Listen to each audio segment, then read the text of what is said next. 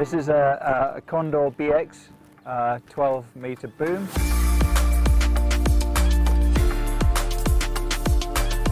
It's got 12 meters of boom.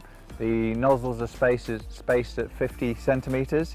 You've got a 600-litre tank. You have got a filter.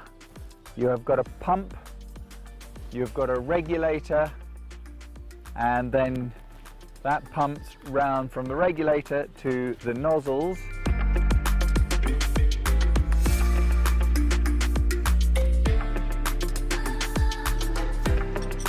And then if I just put that up there and take one of the nozzles off, so you have got a nozzle.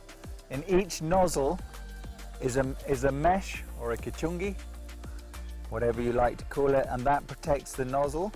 But it's important that the nozzles, they are color coded, internationally coded for standards, and this particular nozzle is a blue flat fan nozzle, which is good for applying herbicides.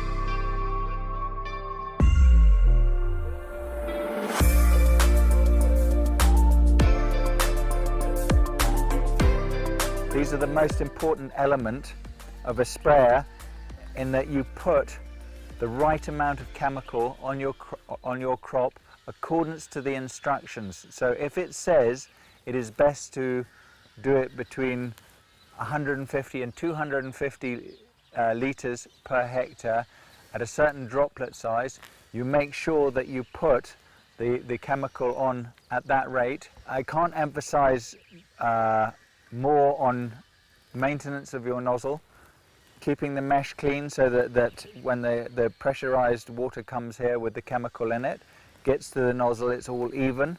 The kichungi is there to take out the impurities so that the nozzle doesn't block, so that you deliver the chemical at the right rate the whole time of the spraying. I mean, let's face it, agricultural chemicals is your second most expensive input, but it is necessary to get you to the yields that we require. So it controls, today we're controlling weed, so we're controlling competition that could rob the nutrients away from our wheat. Obviously we want our wheat to grow, but we want all the grasses and weeds to be killed, so it's important we do that. If we put it on at a lower rate than we should do, the weeds and the grasses will actually learn to get round and survive, and then will compete against the wheat that's in the ground.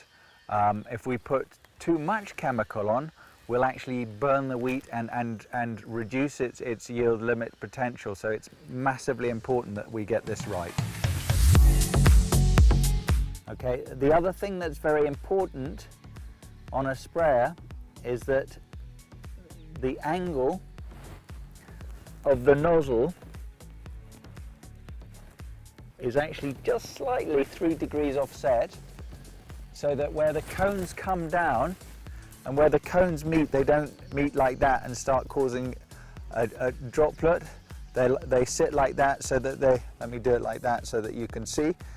You don't want them so the spray pattern touches each other. You want it slightly off, so about 3 degrees off. The filter should be cleaned at the beginning of every day and at the end of every day. And obviously, if you're having pressure problems and you filled up with water that is contaminated, there's a coarse filter in the top, like a sieve. But the reality is, you need to protect your pump and the spray, the water that comes to the nozzles by this master filter. It's actually quite simple. There's nothing clever about it.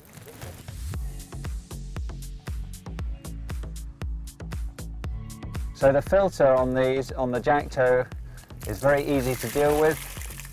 All right, you'll see that the filter comes here. You can flush it by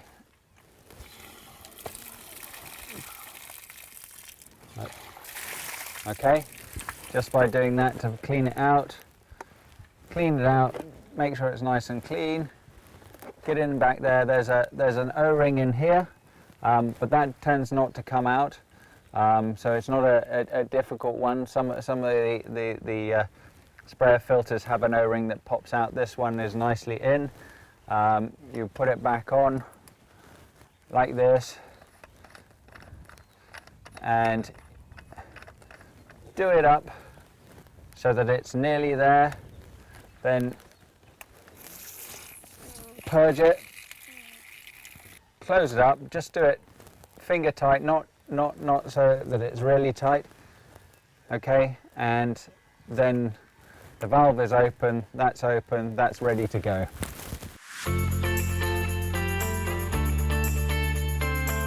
But the calibration of the nozzle, it is massively important that it's calibrated correctly. When you read the chemical instructions, they will give you a water rate that is required per hectare, okay?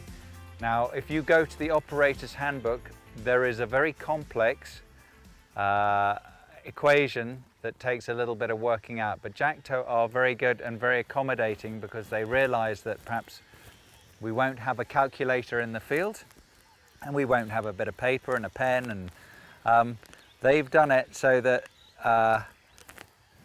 we have a measuring jug and it is very simple. So there is no excuse for not calibrating your sprayers correctly. They have a measuring jug, so you choose the forward speed that you want to use, which for most applications is probably around 6 kilometers an hour. And then you look at the parameters. There's a chart in the instruction manual. However, most sprayers nozzles work with between 2 and 4 bar. So we will actually choose the pressure and the forward speed, and then what we do is we measure 50 meters and we take the time that the tractor goes over that 50 meters, and then for the same amount of time at the other end we will put the measuring jug underneath and run it for the same amount of time, and it tells us the litres per hectare. It will give us the litres per hectare for the sprayer nozzles that are placed at 50 centimetres apart, and then we can manually adjust. Either we increase if we haven't got what we need, we either increase or decrease the forward speed to compensate for it, or we adjust the pressure up or down to get the exact litres. It might take 2 or 3 times, but I can assure you that by doing it physically and actually seeing it, you will get the exact speed that you want for your in-field operation, and you will get the exact litres per hectare.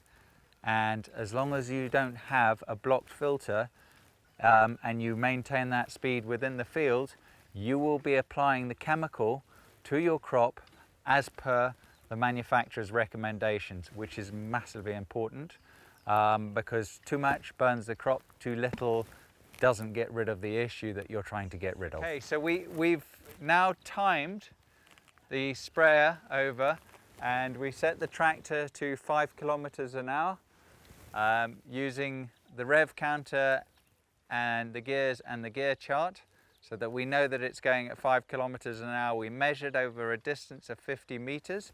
So now let's run up the tractor, and we use that same measurement of time, which was 35 seconds, and we run the tractor at the same RPM to get the 540 RPM to the pump, so that we know we're running at our operating pressure. Okay, Tep.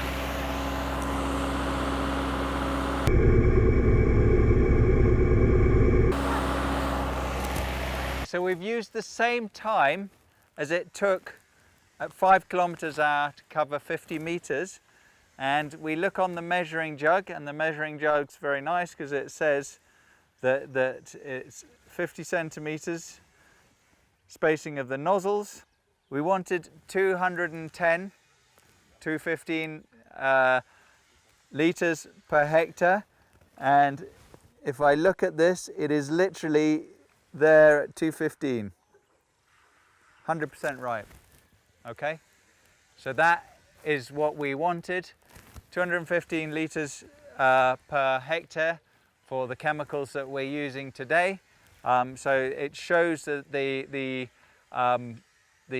sprayer is calibrated correctly for 5 kilometers per hour, which is what the speed that we're using, forward speed we're using. We've got 50 centimeters between the nozzles. We're spraying at the actual pressure that we're using today is 49 psi, so slightly less than 3 bar. But if you haven't got it quite right, you can either up or down the pressure, as we've mentioned earlier, or increase the forward speed.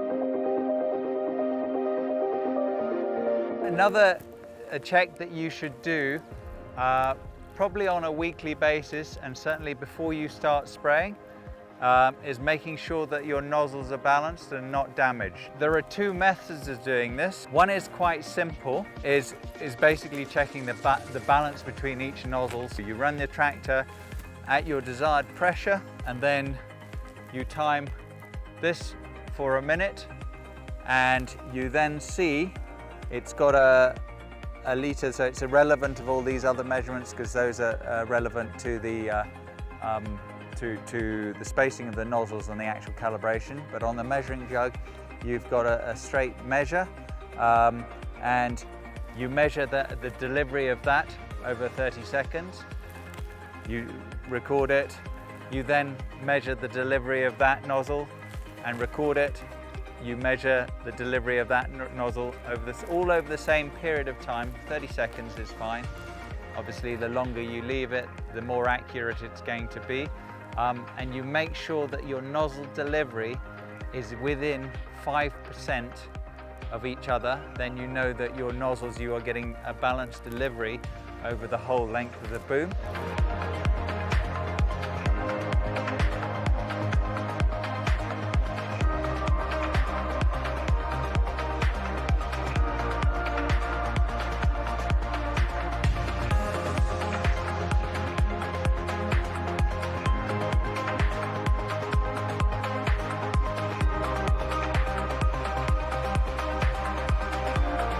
If you go to the instruction manual and look up the nozzles, obviously there are lots of different nozzles delivering different rates. There is a time and a pressure and an actual delivery that the nozzle will give over a period of time. So you can also check whether your nozzle is delivering as it should. So that, again, that is a pre-season check, because a lot of times the nozzles are neglected. Nozzles do get damaged. They can be mechanically damaged from hitting the ground or hitting an object. They can also get damaged from foreign objects getting into them and blocking them, affecting the delivery and the droplets. And the other thing is nozzles actually wear. Ceramic nozzles last longer. The cheaper plastic ones last less time. And they wear, and it goes back to putting the right amount of chemical onto your crop, so that it does the job that you want it to.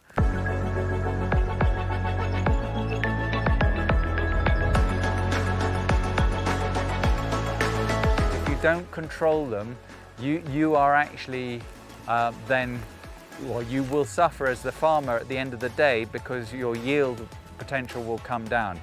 Especially with rust, a lot of the times you can look at a field and think that's really good, but when you actually walk in it and see there's rust, and the actual grains will not fill, you won't get the bushel weight, and you're basically throwing away money. So this, once you've got your crop in the ground and it's come out, that the care and husbandry of the crop is massively important.